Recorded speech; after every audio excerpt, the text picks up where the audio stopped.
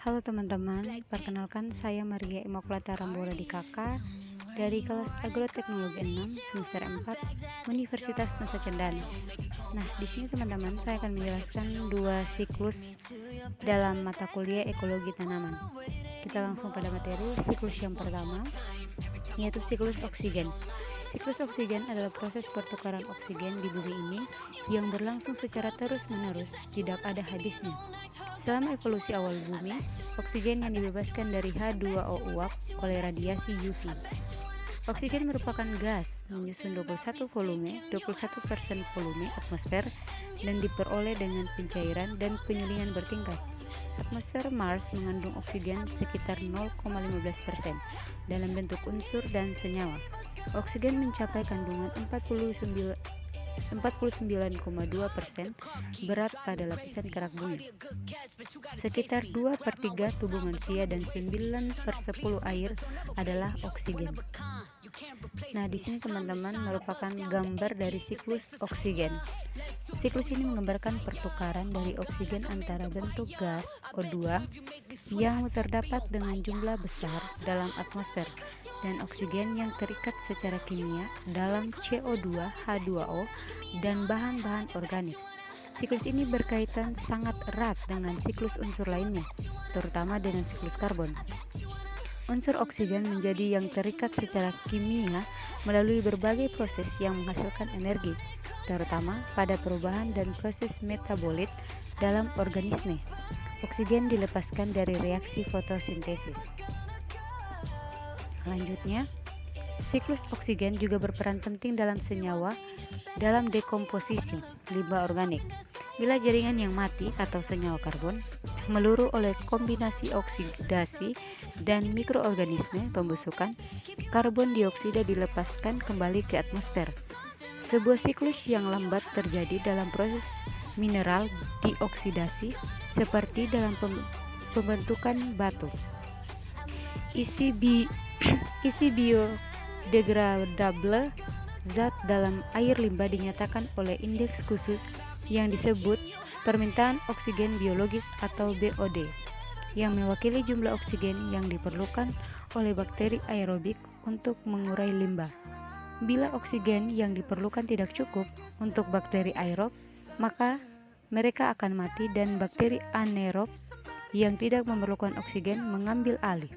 Bakteri ini mengubah bahan limbah menjadi H2S yang zat yang beracun lainnya dan zat-zat berbau busuk. Yang kedua yaitu siklus nitrogen. Siklus yang terjadi pada nitrogen adalah salah satu siklus jenis biogeokimia yang merupakan proses berubahnya senyawa dengan kandungan nitrogen menjadi zat kimia lain. Di alam ini khususnya atmosfer, nitrogen merupakan yang paling banyak, bahkan mencapai 78% dari total gas yang ada. Ternyata nitrogen itu tidak memiliki warna alias transparan, juga tidak memiliki rasa dan bau yang netral. Sehingga butuh penelitian lebih lanjut jika ingin menguji kadar nitrogen pada sesuatu. Dari hasil penelitian ahli ditemukan fakta bahwa berat badan manusia terdiri dari banyak zat, di mana 3% diantaranya adalah nitrogen. Berikutnya adalah siklus nitrogen lengkap. Yang pertama itu fiksasi.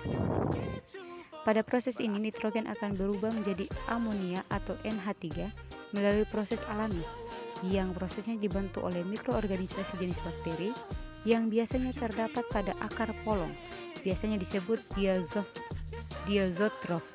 Di antaranya adalah Rhizobia, Cyanobacteria, Clostridium, dan Azotobacteriaceae. Yang ketiga, asimilasi. Merupakan proses terbentuknya senyawa dari nitrogen yang bersifat organik. Contohnya adalah asam amino pada tanaman. Pada tanaman proses ini dimulai dari hubungan simbiosis saling menguntungkan antara nitrogen dan rhizobia. Kemudian terjadi proses asimilasi yang menghasilkan ion amonium langsung dari bintil akar. Yang ketiga, nitrifikasi.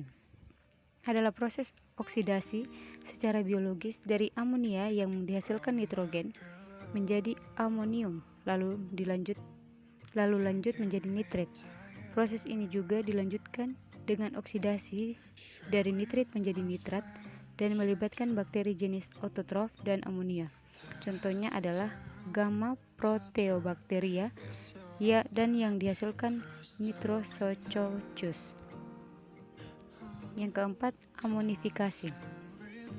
Proses ini merupakan terbentuknya amonium yang dihasilkan bakteri yang terdapat di dalam tanah, atau bisa juga disebut sebagai bagian siklus saat sisa tanaman atau sisa limbah yang ada di lingkungan diuraikan oleh mikroorganisme menjadi amonia.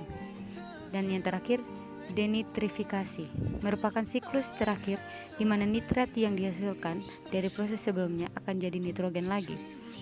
Proses alaminya melibatkan bakteri jenis Clostridium atau Pseudomonas yang berada pada kondisi anaerobiknya. Demikianlah seterusnya, di mana siklus akan terus terjadi secara kontinu. Nah, yang terakhir adalah manfaat dari nitrogen bagi makhluk hidup. Yang pertama itu bagi tanaman, manfaatnya adalah untuk mempercepat proses tumbuhan kembang jika penggunaannya berdampingan dengan pupuk lain.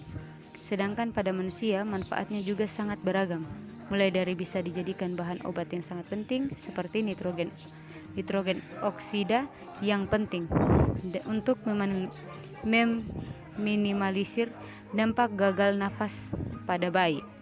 Selain itu juga menjadi unsur pada obat untuk menjinakkan tumor atau kutil yang sifatnya menular, juga membantu proses pembekuan darah. Sekian dari penjelasan saya, kiranya dapat bermanfaat dan dapat dimengerti oleh teman-teman sekalian, dan juga mohon maaf jika ada kesalahan kata yang saya pergunakan dalam penjelasan kali ini. Terima kasih.